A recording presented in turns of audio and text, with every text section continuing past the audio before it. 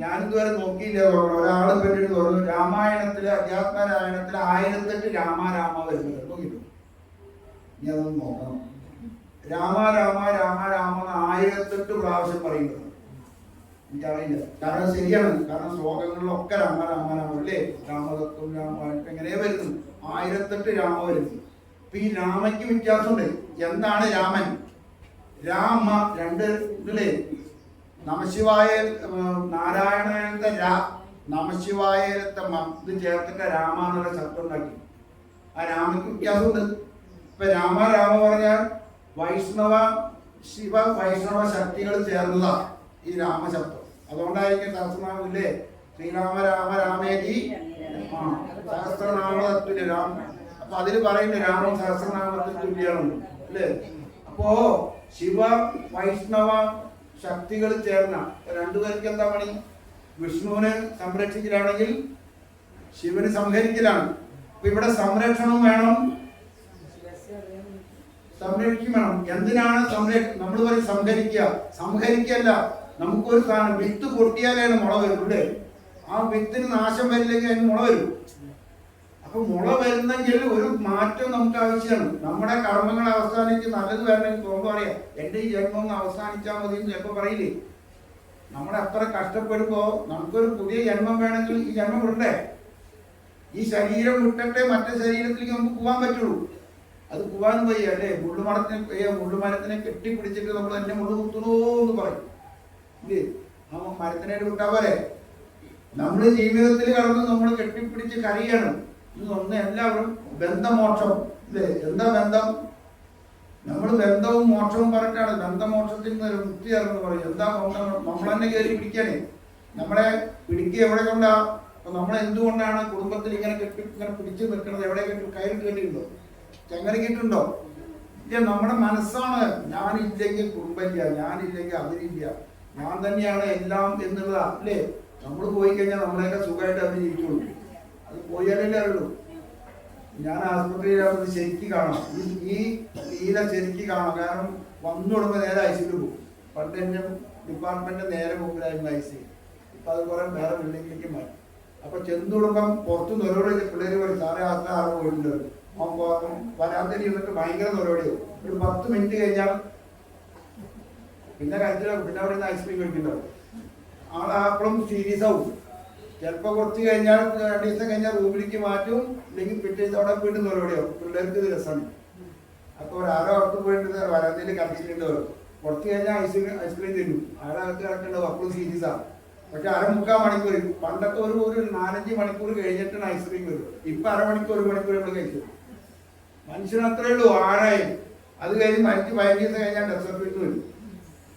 അപ്പോൾ വളരെ സുഖമായിട്ട് വരും. അവർ പനിച്ചു പോയ സങ്കടം തന്നെ മുഖത്ത് കണ്ടു. ഇതൊക്കെ നമുക്ക് ശരിക്കും കാണാൻ ഈ ഇന്നത്തെ കലികാലത്തെ ചിന്തകളൊക്കെ ശരിക്കും കാണണമെങ്കിൽ ആശുപത്രി പോയാൽ മതി. ജീവിതത്തിനെ അറിയണമെങ്കിൽ അവിടെ NSIC ICU ഒന്ന് പോയിട്ട് ഇറങ്ങി വന്നാൽ മതി. കാരണം ബോധമില്ലാണ്ട് കിടക്കുക. ശരീരം മുഴുവൻ ട്യൂബിട്ടിട്ടു. എത്ര പേര് കട്ടിൽ നിന്ന് എണീറ്റ് നടക്കും പുറത്തേക്ക് വരും അറിയില്ല. പലരും മൂടിയിട്ടാ വരിക. എത്ര പേര് അകത്ത് പോകും. അതിങ്ങനെ കാണുമ്പോൾ അറിയാം ഒരു ജീവിതം എന്താണ്. നമ്മുടെ ഇയാള് പറയും ഗോപാലകൃഷ്ണന്റെ നമ്മുടെ ക്യാൻസറിന്റെ എന്താ ജഗന്നാഥൻ ഡോക്ടറുണ്ട്. പുള്ളി പറയും നിങ്ങൾ എല്ലാവരും ജീവിതത്തിൽ ഒരിക്കലും RCC തിരുവനന്തപുരം RCC ആ വാർഡിൽ ജനറൽ വാർഡിൽ ഒന്ന് പോയിട്ട് വരണം. ഒരു ജീവിതം എന്ന അത്ഭുതം പറഞ്ഞ ഒരു ബുക്ക് എഴുതിയിട്ടുണ്ട്. ജീവിതം എന്ന അത്ഭുതം എന്ന ബുക്ക്. ആ ബുക്ക് ഒന്ന് വായിക്കണം. ജീവിതം എന്ന അത്ഭുതം. അതാ അദ്ദേഹത്തിന്റെ ആ ക്യാൻസർ ചികിത്സയിലുണ്ടായ പല ടീച്ചർമാർ വന്നിട്ടും അദ്ദേഹത്തിന്റെ പല ആൾക്കാർ അദ്ദേഹത്തിന്റെ മുമ്പിൽ വരുന്നതാണ്. അതിൽ ഏറ്റവും വലിയ അദ്ദേഹത്തിന് ഫീലായ ഒരു രംഗമുണ്ട്. അദ്ദേഹത്തിന്റെ RCC അവിടെ വിട്ടുപോയി. എന്നാണ് RCC ഡോക്ടറായിരുന്നു. അപ്പോ പഠിക്കല് 5000 രൂപ അന്ന് MLA ക്യാൻസർ ഹോസ്പിറ്റലിൽ നിന്ന് കൊടുക്കാൻ വേണ്ടിയിട്ട് അതിന്റെ ഫണ്ട് ടൈം മീറ്റിങ്ങിനുള്ള സമയം പഠിക്കല്. MLA 5000 രൂപ ക്യാൻസർ ഹോസ്പിറ്റലിലേക്ക് കൊടുക്കണ ചെക്ക് കൊടുക്കുന്ന രംഗം. ആ സമയത്ത് ആ വാർഡില് ജനറൽ വാർഡിൽ ഒരു വയസ്സായ ഒരു സ്ത്രീ ഉണ്ടായിരുന്നു. അദ്ദേഹം പറയണത് ഞാനത് കേൾക്കുമ്പോൾ ആ സ്ത്രീ മൂവാറാം പഞ്ഞ ആ സ്ത്രീക്ക് 24 മണിക്കൂർ ദിവസം 2 ദിവസം ആ സ്ത്രീ അദ്ദേഹത്തിന് പാസ്ബുക്ക് എടുത്ത് ഡോക്ടറെ കയ്യിൽ പഠിച്ച് പറയുന്നത് 10,000 എത്രയും പറഞ്ഞു ഉറുപ്പിക പാസ്ബുക്ക്. ഇത് ഈ ഹോസ്പിറ്റലിലെ ഈ പേഷ്യന്റിന് വേണ്ടി സാറ് ഇത് സ്വീകരിച്ച് ഇവർക്ക് എന്താ വേണ്ടത് ചെയ്തു കൊടുക്കണം. അവർ രംഗം നോക്കിയപ്പോൾ ജീവിതത്തിൽ അവരെന്തോ കുറേ മാസങ്ങളായിട്ടാണ് ക്യാൻസർ വാർഡിൽ ഉണ്ടായിരുന്ന ഒരു അന്തേവാസി എന്ന് പറഞ്ഞിട്ടുള്ളത്. ആ അന്തേവാസി 10,000 രൂപ ബാലൻസ് ഉള്ള ആ പാസ്ബുക്ക് ഡോക്ടറെ കയ്യിൽ കൊടുത്ത് പറയാണ്, ഈ ആസ്പത്രിക്ക് വേണ്ടി സാർ എന്തെങ്കിലും ചെയ്യണം, എൻ്റെ ബാക്കിയുള്ളതാണെന്ന് കൊടുത്തു.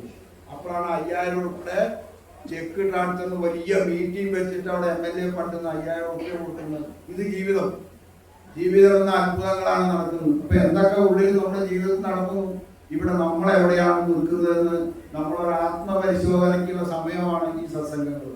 അപ്പൊ ഇവിടെ രാമ എന്നുള്ള ശബ്ദത്തിന്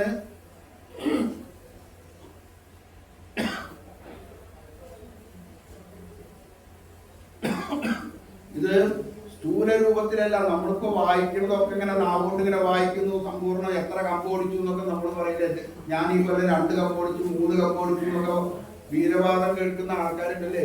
എന്നിട്ട് എത്ര പണ്ട് ചൊല്ലിട്ടല്ലോ, രാമനിക്ക് സീത എപ്പിടി ചോദിച്ചില്ലേ, രാമായണം മുഴുവൻ കേട്ട് രാമനിക്ക് സീത എപ്പിടി ചോദിച്ച പോലെയാണെന്ന് പറയും. അപ്പൊ നമ്മൾ എത്ര കമ്പ് ഓടിച്ചിട്ടും ഇന്ന് അവരെ മുഖത്ത് ഒരാൾ നോക്കിയിട്ടില്ലെങ്കിൽ അപ്പൊ ഉറങ്ങിട്ട അല്ലേ. ഞാൻ എന്റെ മുഖത്ത് നോക്കിയില്ല കാരണം അന്നായാലും കൂടെ പൊക്കിത്തോറി. അപ്പൊ നമ്മൾ എവിടെ കിട്ടുന്നു എന്നുള്ള ഓരോ ദിവസവും നമുക്ക് കൊല്ലം നമുക്ക് കിട്ടുന്ന ഒരു രാമശബ്ദത്തിനെ രമിപ്പിക്കുന്നവൻ എന്ന അർത്ഥമാണത്. എവിടെ രമിപ്പിക്കുന്നത്? ആത്മീയതയിൽ മനസ്സിലെ രമിപ്പിക്കുന്നവനാണ് രാമൻ. അതുപോലെ തന്നെ ആത്മദർശനത്തിന് വേണ്ടി പ്രേരിപ്പിക്കുന്നവൻ എന്ന് രാമൻ. രാമായണം ചെല്ലുമ്പോ നമ്മുടെ ഉള്ളിൽ നടക്കുന്ന പ്രതിക്രിയകളാണ്. എങ്ങനെയാണ് അത് പവിത്രീകരണം നടക്കുന്നത് എന്ന് ഇതൊക്കെ ഋഷീശ്വരന്മാരെ കണ്ടിട്ടാണ് ഒരു രാമന്റെ. എങ്ങനെയാണ് രാമായണം എഴുതിയത്? ഒരു പിടിച്ചുപറിക്കാരനായ ഒരു കാട്ടാളനാണ്, ഒരു രത്നാകരൻ എന്ന കാട്ടാളൻ. അദ്ദേഹത്തിന്റെ പക്ഷെ എവിടെ ഞാൻ വായിച്ചു, ഇയാൾ പണ്ടൊരു ബ്രാഹ്മണനായിരുന്നു. ഈ അജാമന്റെ കഥ പറഞ്ഞ കൂട്ടത്തില പണ്ട് ഈ രത്നാകരൻ ഒരു ബ്രാഹ്മണ കുലത്തിൽ ജനിച്ചത്. അയാൾ കുട്ടിക്കാലത്ത് വൈകിയ വൃത്തി ചെയ്തിട്ടുണ്ട്. പിന്നീടാണ് അയാൾ പിടിച്ചുപറിക്കാരുടെ കൂട്ടത്തിലൊക്കെ പോയി അയാൾ ഒരു പിടിച്ചുപറിക്കാരനും കൊള്ളക്കാരനും ഒക്കെ കാണുന്നിയായിട്ട് പോയതെന്ന് പറയുന്നു. പക്ഷെ അപ്പോ ആ രത്നാകരനെ സപ്തർഷികൾ വന്ന് അദ്ദേഹത്തിന്റെ കർമ്മം ചോദിച്ചപ്പോൾ ആ ഭാര്യയ്ക്ക് വെച്ചു. ഇന്നിപ്പോ ഭാര്യമാർ പറഞ്ഞു, അന്ന് ഭാര്യയോട് പറഞ്ഞപ്പോ അപ്പോഴാ താന്താൻ നിരന്തരം ചെയ്യുന്ന കർമ്മങ്ങൾ താന്താൻ ഭാര്യ പറഞ്ഞപ്പോഴാ ഓർമ്മ അല്ലേ. അപ്പോഴാ മനസ്സിലായി ഞാൻ ഇതുവരെ ചെയ്ത കർമ്മത്തിനൊന്നും ഞാൻ തന്നെയാണ് ഫലം കൊണ്ട് ഓടിപ്പോയി. അപ്പൊ ഇനിയൊക്കെ ഞാൻ എന്താ ചെയ്യേണ്ടത്? വഴിയിൽ അന്ന് അവര് പറഞ്ഞതാണ് ഇത് മരാണ പറഞ്ഞു. ഇവൻ ആദ്യം രാമ എന്ന് പറയാൻ അർഹതവനില്ല. ഇപ്പൊ അവന് രാമ എന്ന് പറയാൻ അർഹതയില്ല. അവൻ രാമനിലേക്ക് എത്തണമെങ്കിൽ അവന്റെ ഉള്ളിലത്തെ വാസന തീർക്കണം. അപ്പനെ അവൻ രാമനിലേക്ക് എത്തുള്ളൂ. ഇതാണ് അതിന്റെ രഹസ്യം. ആ സപ്തർഷികൾക്ക് മനസ്സിലായി. ആദ്യം തന്നെ രാമ ജപിച്ചു പറയില്ല. അവനപ്പം ജപിക്കാറായിട്ടില്ല. ഈ രാമ ജപിക്കണമെങ്കിൽ അവന്റെ ഉള്ളിലത്തെ വാസന അതുകൊണ്ടാണ് പറഞ്ഞത് അവരോട് മരാം. അപ്പോഴും പറയുമ്പോൾ ആ മര ഈ മര അതൊക്കെ പിന്നെ ഉണ്ടാക്കിയത് അദ്ദേഹത്തിന് മരാന്ന് പറഞ്ഞു, രാമനല്ല. ആ മര ജപിച്ച് വാസന തീർന്നപ്പോ രാമനായി. ഇപ്പൊ രമിപ്പിച്ച് അവൻ ലയിച്ച് ശരീരം പോലും ഇല്ലാതെയായി. നമുക്ക് ഈ ഒരു അവസ്ഥ, നമുക്ക് ശരീരം ഇല്ലാണ്ടായിട്ട് അങ്ങനെയൊന്നും ആയില്ലെങ്കിലും അത് ജപിക്കുമ്പോൾ നമ്മുടെ ഉള്ളില് എല്ലാ വാസന പറഞ്ഞത് നമുക്ക് ചിന്തകൾ ഇല്ലാതിരിക്കാനുള്ള അവസ്ഥ കിട്ടിയാൽ തന്നെ രക്ഷപ്പെട്ടു. അങ്ങനെ ആ രാമ എത്തി എല്ലാ വാസനകളും തീർന്ന് ഈ ശരീരം ഭൂമിയിൽ അല്ലാതെ ആയിരിക്കുമ്പോൾ പ്രകൃതി എടുത്തൂലേ. പ്രകൃതിയെ നമ്മൾ മുഴുവൻ എടുത്തപ്പോ പ്രകൃതി നമ്മളെ സ്വീകരിച്ചു. അതാണ് പുറ്റു വന്നുകൂടി. അപ്പൊ പ്രകൃതിയിൽ നിന്ന് ഉത്പന്നമായതാണ്. ആ പുറ്റുന്ന് വന്നതാണ് സപ്തർഷികൾ. വാൽമീകിന്ന് പുറത്ത് വന്നതുകൂടി വാൽമീകി. അപ്പൊ ആ വാൽമീകിക്ക് ആ കാട്ടാളനിൽ നിന്നൊരു ഋഷിയായിട്ട് വരാൻ സാധിച്ചുവെങ്കിൽ ആ രാമശബ്ദത്തിന്റെ പ്രാധാന്യം അന്ന് പുറത്ത് തടയും. അതാണ് ഈ രാമ എന്നുള്ള ശബ്ദത്തിന് ഇത്രയും പ്രാധാന്യം. ശിവനും അതത്ര ജപിച്ചില്ല. എന്താ മന്ത്രങ്ങൾ? അതിന്റെ താരക മന്ത്രം എന്ന് പറയും. രാമ എന്നുള്ളത് താരക മന്ത്രമാണ്. ശിവൻ ജപിക്കുന്ന രാമാണ് അത്ര.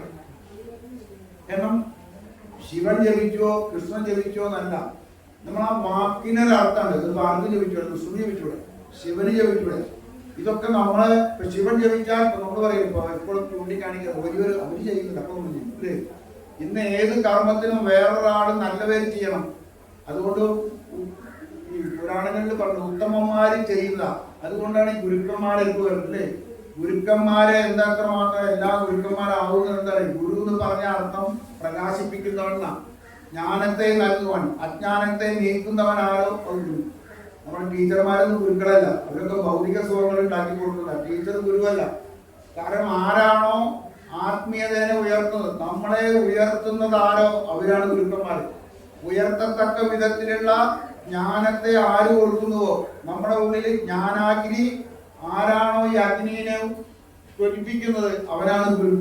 കാരണം ഈ ജ്ഞാന അഗ്നിയാണ് നമ്മുടെ ഉള്ളിൽ പ്രകാശത്തേക്ക് ഉണ്ടാകുന്നത്. അവരാണ് നമ്മുടെ ഉള്ളിലെ വാസനകളെ നശിപ്പിച്ച് നമ്മളെ ഉത്തിഷ്ണനാക്കുന്നത് അല്ലേ. അപ്പൊ നമ്മളെ ഉയർത്തുന്ന ആരോ. അതുകൊണ്ടാണ് നെച്ചൂര് പറയുന്നത് ആവശ്യമില്ലാത്തത്. അതിന് എന്ത് വേണമറിയും? നമ്മളിപ്പോ ഇന്നിപ്പോ ഇവിടെ ഇരുന്ന് വൃത്തിയായി വീണ്ടും പോയിട്ട് അതിനെ ഒഴുകിക്കിറക്കി വെക്കുക അല്ലേ. ഒരു പുറത്ത് വൃത്തിയാക്കുക, വീണ്ടും നമ്മൾ അശുദ്ധിക്കും. അതുകൊണ്ട് പോലെ നമ്മൾ കഴിയുന്നതും നമ്മുടെ ആവശ്യമില്ലാത്ത വാർത്തകളോ ആവശ്യമില്ലാത്ത സംഗതികളോ കാണാനും കേൾക്കാനും പോകരുത് എന്ന് പറയും. ഇതിന്റെ ആദ്യത്തെ തുടക്കം അതാ. നമ്മൾ ഉൾവലിയണം. ഇന്ദ്രിയാരാമന്മാരെ, ഇന്ദ്രിയങ്ങളിൽ നിന്നുള്ള സുഖങ്ങളിൽ നിന്ന് നമ്മളെ പിൻവലിച്ച് നമ്മളിൽ തന്നെ ഇരിക്കാൻ. ഇന്ന് നമ്മൾ ഇവിടെ ഇരിക്കും, കുറച്ച് കഴിഞ്ഞാൽ വീണ്ടും നമ്മൾ മറ്റുള്ള വീട്ടിൽ ആരെയൊന്നും ഉണ്ടാക്കിയിരുന്ന പോയി ഇല്ലേ. ഇല്ലെങ്കിൽ അവിടെ ചെന്ന് നാട്ടിലൊന്ന് ഇറങ്ങിക്കഴിഞ്ഞാൽ അവനൊന്നും മിണ്ടിയില്ല, ചിലപ്പോൾ അതുപോലെ ചീറ്റി പറയാൻ പോയി. അങ്ങനെ തളരാതെ നമ്മുടെ ഉള്ളിലേക്ക് ഇരിക്കാൻ സാധിക്കുന്നതാണ് സത്സംഗം. അതിനാണ് രാമായണം. രമിപ്പിക്കുന്നവൻ, ആത്മീയതയില് രമിപ്പിക്കുന്നവൻ. പിന്നെ ഇതില് ര എന്ന ശബ്ദം സ്വരൂപത്തെയും മാ എന്ന ശബ്ദം മനസ്സിനെയും സൂചിപ്പിക്കുന്നു. രാമ പറഞ്ഞ വളരെ നമ്മുടെ ശിവ വിഷ്ണു ഐക്യത്തിനേക്കാൾ കൂടുതൽ ഒന്നുകൂടി ഉണ്ട്. മോനം മോനം